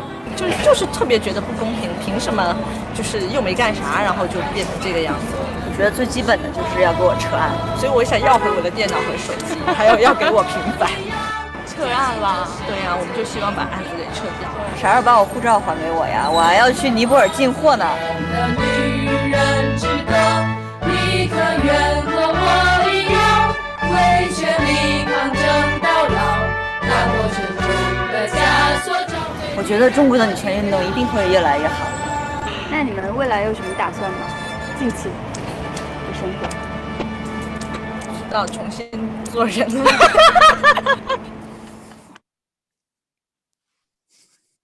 Thanks so much. Yeah, it's very moving, emotional song and piece. Thanks, Yige, for bringing that to us. And I think we should also put the link in the chat. I think people will be very, very interested in listening to it again. Yige, so I guess I want to pose sort of two related questions because I do want to bring this to the level of the individuals, right? Sometimes we look at big structures, we sometimes forget, you know, it's really individuals like the ones that we see in the clip. You know, many of us, many of them we both know, obviously. Can you talk a little bit about who they were? Like how, you know, who were those activists? You know, how did they become engaging in feminist activism, and also what happened to them after? If you can sort of tell us a bit of their personal story, if you will, I think that would be great. Thanks. Yeah, thanks for the questions. Again, I think I'd like to, as a sociologist, I'd like to situate them into this longer trajectory. So identify three overlapping generations of Chinese women active in this arena right now. So the earlier generation before this, the group that you've seen was kind of had been active since the 80s when the reform just got started. Again, that's the birth of the NGO feminism. But one more thing is China had feminist movement since the turn of the 20th century, but that's a longer story. But here I focus on the post-reform era. So the NGO feminism were mostly folks from urban areas, like professional journalists, lawyers, and university professors who had the resources at the beginning of the reform to be able to contact the international NGOs and then push their own causes. That is basically anti-domestic violence again, and also that's the time when discrimination is coming from the labor market. They're pushing that back, and when the state feminism was withering, they kind of fill up that void. And this new generation really was got under the spotlight since the early 2010s. Where did they come from? I saw a question in the Q&A, so I want to debunk the myth that only urban, well-off Chinese women are aware of these issues. Not actually. Many of them you just saw in the video come from a very humble and rural backgrounds. At least four of them you've seen there, and one of them, at least one of them, is also ethnic minorities. A couple of them are queer, self-identified queer in the broad sense. So a very diverse group, and at the time, they got inspired by both the last generation of NGO feminists, and also that's the time when the internet was under less censorship in China. So they definitely got inspired by the global transnational feminist movement as well. And also that's the time when even in college, in Chinese colleges, you have some women's studies and gender studies curriculum being developed. They also got inspiration from their classroom. They got a space where they can have student-run societies focusing on those issues. With all the inspiration and the very innovative and energetic vibe from this new generation, they did a lot of things, occupying the men's bathroom to protest the fact that there's never been enough space for women to go to the bathroom in the public, and to put stickers on the buses, public transportation, to tell everybody you cannot sexually harass me, right? All those. And what they're doing now after the crackdown, as you can see in the video, they didn't, got terrified to paralyze themselves. They try to have grassroots business to support themselves, because one of the other reasons NGOs were kind of cut down was because there's a new law issued about 10 years ago where they specify that as a Chinese NGO, you cannot receive foreign fund, right? So they want to, support themselves. Also, they went to study abroad, and they sign up for advanced postgraduate courses like psychological counseling psychology, so on and so forth. My point here is they're like the little, white grass, in Chinese, there's an old saying, wild fire can never kill the wild weeds, because as long as there's a little space and the soil, they can grow again. That's the spirit. Yeah. I think that's a great point. Thanks, Yige. So yeah, thanks to everyone for all these questions. So I want to come back to Eli, and there are a lot of questions for you, and you have answered some of them in the Q&A box. So let me maybe pick up a couple of things to ask you, Eli, but also please feel free to address other points that you think are important. The question I want to start with is this question about unemployment. So first of all, why there has been such a decline in manufacturing, and are we seeing unemployment as a result? That's one question. And the other question is, do you see an end to the migrant labor regime, or do you see an abolition of migrant labor as such and more equal rights for migrant workers and their children? Yige. So there are issues with a lot of official government statistics in China, but I think everyone agrees that the least reliable are those for unemployment, because unemployment numbers have barely budged for a couple of decades, and so there are major issues with those. All that being said, I don't think that I think most people would agree that there is not a significant unemployment problem in China, that it has ticked up and down. There was mass unemployment in the fall of 2008 and early 2009 when the financial crisis hit the United States and then the rest of the world, and a lot of export processors went out of business and migrant workers lost their jobs.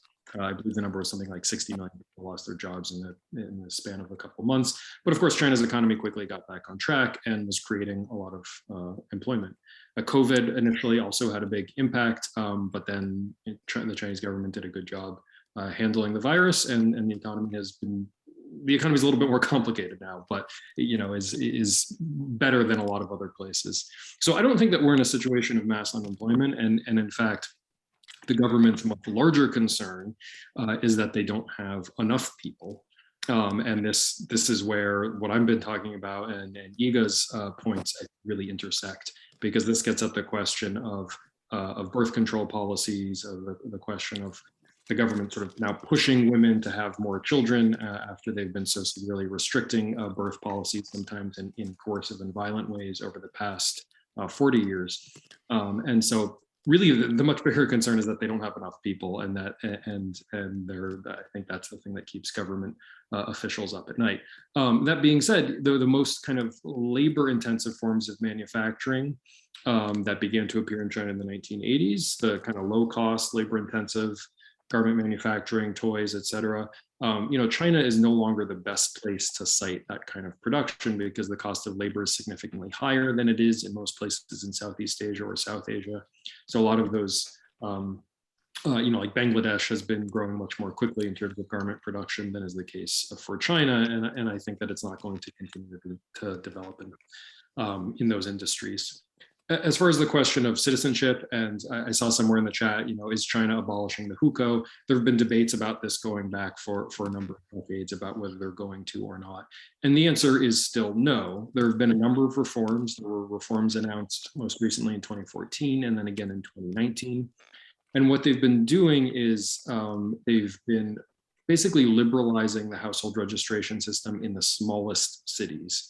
And the further up the urban hierarchy you go, the more restrictive hukou policies continue to be. Right? So if you want to move to a small county seat that has 50,000 people, that might technically be considered an urban area. That is relatively easy to do.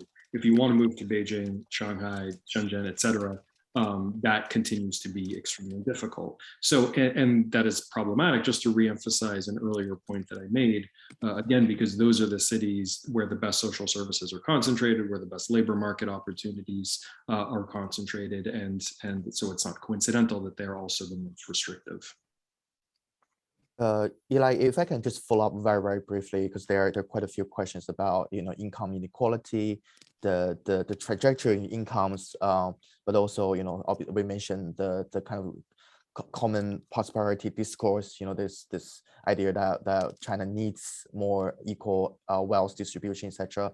What are the historic trends? So putting aside the rhetoric, what are the recent trends in terms of people's income and among migrant workers, but just generally in the population inequality? Yeah. So as I mentioned earlier, there have been concerns with inequality going back about 20 years. Hu Jintao and Wen Jiabao, the previous administration, were very focused on the question of inequality, of making China more of rebalancing the economy, and that means rebalancing in terms of regional growth. So rather than just the wealthy eastern cities having all the growth, trying to put some development into interior and western cities. They've had some success with that. But they've had less success addressing urban-rural forms of inequality, which are quite persistent, as well as class inequalities in general. And if you look at China's income and wealth inequalities, they've come down a little bit from the highs of maybe 20 years ago, but they've stabilized at a very high level, not so dissimilar from a place like like the United States, right? So this is a major concern for the government, and but they've been talking about it for a long time and have really failed to make significant progress. Xi Jinping is talking about it now and talking about it in a more forceful way. And he appears to be willing to inflict some damage on some of those corporate oligarchs, most famously Jack Ma and people in the tech sector. The only thing that I would just point out as a labor scholar is that the government trying to rein in the largest corporations and inflicting some damage on capitalists is not the same as empowering the working class. And that is one thing that they're still not interested in considering. So there's a rhetoric around greater inequality, but they are not willing to allow workers to exercise their own forms of collective power, which I think if you look at the historical record has basically always been necessary in order to reduce inequality. Thanks, Eli. If I can just next go to Yige this time. Yige, I guess a couple of questions. Again, there are a lot of questions in the Q&A box, but I want to pick up maybe a couple. If you want to address the others, please also go ahead. But I want to start with this question, even though we haven't covered, is something that you have been working on. Just thinking back on the one-child policy now becomes two-child policy, and now there's going back to the question of labor shortages, now there's actually from a very restrictive and punitive, birth control system to a state like facilitated encouragement to have more children. And then you sort of, own work, you talk about this idea of reproductive crisis or crisis of reproduction. Can you talk a little bit about that and how that shapes also gender relations between men and women in China? Yeah, wonderful question. As Eli also mentioned, the gender and the class issue has always been intersected in this case. And also in terms of the terminology, right, the government and the officials tend to use the term population crisis as if there's an absolute shortage of people. But China is still the largest, the most populous country in the world with the population of 1.4 billion. And so what is really being lack of is the relative cheap labor. That's why they're so concerned. So that's why I've been promoting the term, the crisis of social reproduction, meaning the crisis of being socially sustainably reproducing the labor force, right? And also my point is also only by relying on social engineering, so basically telling families to have more children and prescribing some pro-family policies, such as a generous maternity leave and more affordable childcare, right? Will not solve the problem because there's a huge class discrepancy, which led to the skyrocketing cost of social reproduction in both. Actually, also this is tied to urbanization. So China is rapidly urbanizing. So in the last decade, I think that the rural population has grown from about half or 40% of the total population to now I think 70, not the rural, sorry. The urban population growth from about 40 to about 70. Urbanization means rising cost of living everywhere in the formerly rural area and the cities, which leads to the rising cost of childcare, healthcare, education, housing, which leads to families' decision to have less children because they simply cannot afford having 2 or 3. One is already expensive enough. And it seems like just changing the policy at the surface level will not, right, solve this problem. And also, as Eli mentioned, the kind of the common prosperity agenda now and the kind of the wealth redistributive agenda now will not solve the fundamental problem because class is a fundamentally, class inequality is a political problem. The state signaling, oh, we're going to give you some cream on top of the cake will not solve the problem unless you give power to the lower class to let them to demand more. This kind of lip service or surface level redistributive welfare policy will not work. That's my take on this. And one more thing is, especially if you don't recognize that women has autonomy and and rights to decide what they want to do, right? If you just become very paternalistic to pretend that you're protecting women, you're telling women what should be done, they will not listen to you. So telling women to get back home, get married, have more children will not work either if you don't address sexual harassment in the workplace. That's exactly what the state is trying to ignore, right? So force will not work. That's my point. If thanks so much, Yige. If I can just follow up very briefly, there was a question. There's some interesting in hear more about the sort of feminism and also, is there space for society? Maybe if you can sort of focus on this question of like, what is the state of feminist activism in China? So maybe, I guess, there's not so much civil society space as such, but it seems that feminist activists and women in general and their male allies are continuing to promote gender equality. Can you talk a bit about how that takes place despite all the repression that's been happening? Yes, so actually I just, in my last question, the 2 questions ago, I forgot to mention the third wave, right? I mentioned there are 3, the earlier NGO establishment type and the young Chinese feminists. And actually there's a third wave coming that is the kind of the much more decentralized, spontaneous, online, anonymous type as a kind of a strategy coping with the heavy censorship, right? The earlier individuals that you see, they mentioned that they cannot take to the street anymore. And whenever you want to do something, there will be some surveillance. So that's why the movement is moving toward a more, be water type, right? More decentralized.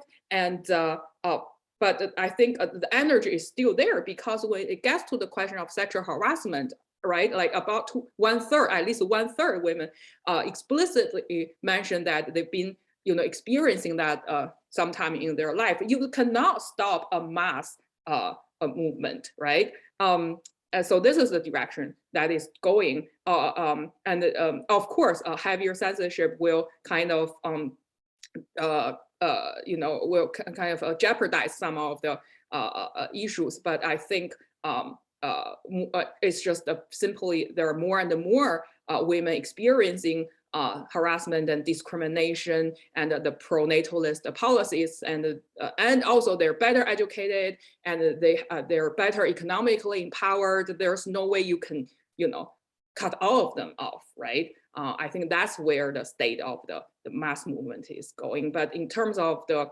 earlier strategies, right, a small group, isolated individuals, that kind of strategy may not be working. And the last thing is, I think the state is also actively appropriating some of the grassroots causes. So you can call it benevolent paternalism, right?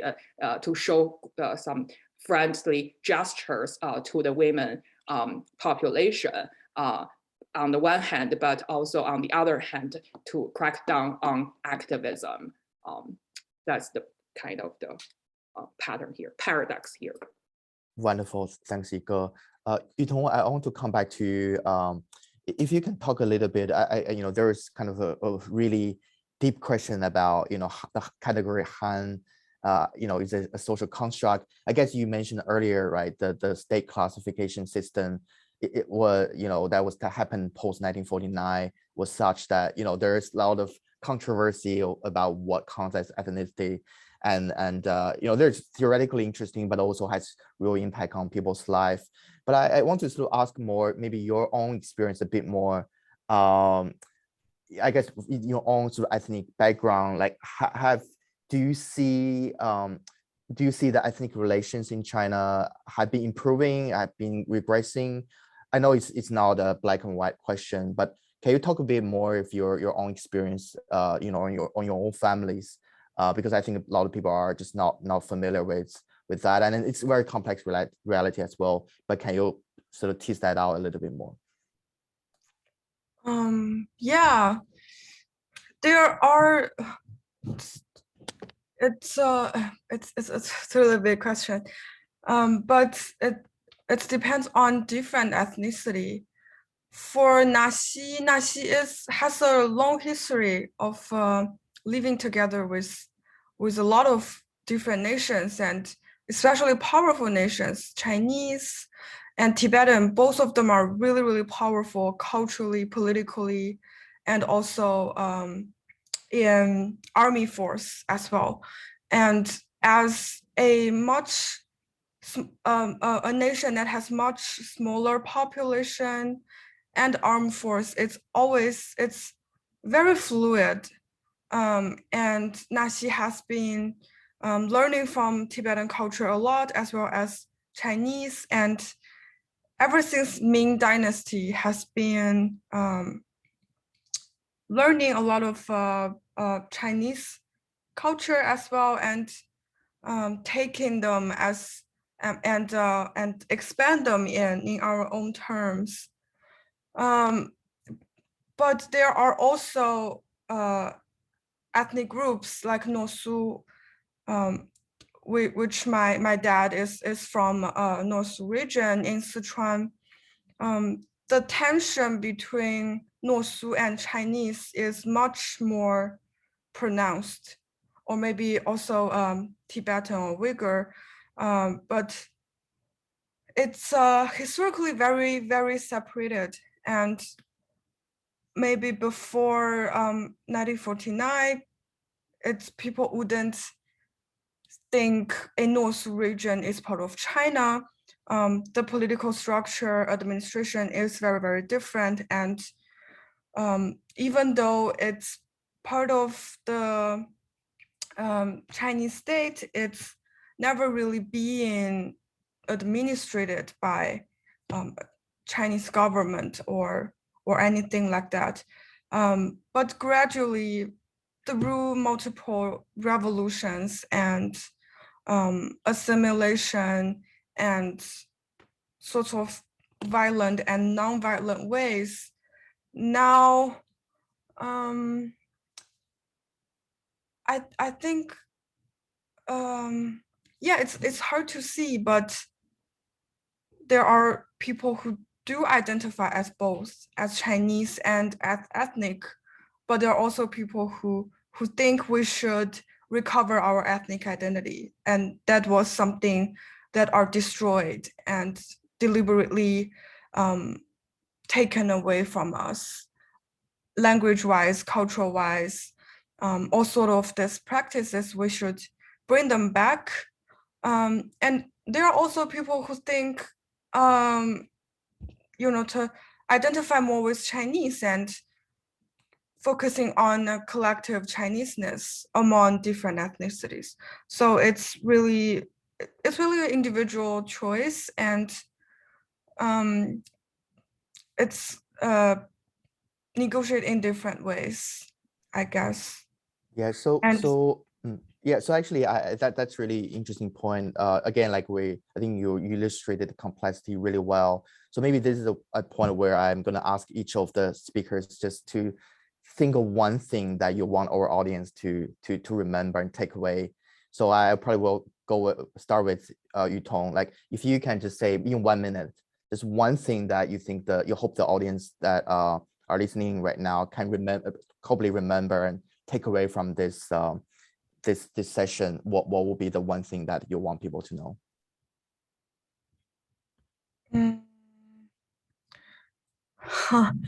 I think it's to realize actually there are a lot of different ethnic groups living in China, and their relationship to the government is complicated, and it's not a right or wrong, and it's not only about oppression or implications of colonization, and ethnic people are actively forming new meanings of what it means to be ethnic in China, and to also think ethnicity as social construct and they're arbitrary, and to more focusing on collectivity and focusing on our relationship to landscape, and to reclaim a indigenous understanding of land opposed to a capitalist or nationalist view. That's great, Yutong. And I should also mention, I know there are questions about the Uyghurs. there will actually be part of session in other webinars as part of the series. So we don't have time to unpack that question here, but they will be addressing in a later webinar. So Yige, I want to come to you next. If you can just spend 1 minute to mention one thing that you want people to take away with. Sure, but first of all, I didn't have a chance to answer all the questions, but they're all very, very helpful. I'll thank you all who asked questions. So one takeaway is, again, I try to emphasize women's agency, right? That they're not just being passively manipulated or oppressed by the government. They have their own, power and wisdom, and also the fact that when we talk about gender issues, don't always think about, oh, this is about women and gender. If I'm not part of them, I don't care. Actually, feminist movement is one of the most wholesome social energies in contemporary China, especially when many of the other civil groups are being heavily surveyed, also including Chinese feminism. But the point is, pay attention to what women are doing in China, because that is one of the most powerful critique of the status quo. And only by reforming the culture in general, right? The masculine, chauvinist, nationalistic culture in general, can we really transform China, right? And women's movement serve as a very powerful critique of that masculine, chauvinist, nationalistic type of spirit. Yeah. Really great point, Yige. Eli, same question for you. Thanks. So I think the one thing to take away is that when you look, even if putting aside the question of ethnicity, which of course is extremely important, that there's all kinds of divisions that are internal to Han people, right? And this question of where you're from, where your household registration exists, and internal migration of Han people is a really critical form of social division that underlies all kinds of labor exploitation, as well as social exclusion and exclusion from social services. But just to sort of follow Yige's lead, I don't want to leave you on a totally depressing note, right? This is not all just sort of exploitation and people being beaten down. There's a huge amount of resistance that is happening in China. And so there's all kinds of cases of parents who go to protest, who block streets when their children are excluded from schools. And there are thousands and thousands of worker strikes that are happening in China every year. And they have real effects. The government does have to respond to them, even though they don't have their own unions, even though they don't have the right to strike. They're out there, they're protesting. And I've just put in the chat something called the China Labor Bulletin Strike Map, which does the best job that they possibly can to track all of this labor unrest that's happening. It's a great resource. And if China's going to get any better, and as is the case in any society, we're going to need pressure from below, from minorities, from the working class, from women to fight for a more just society.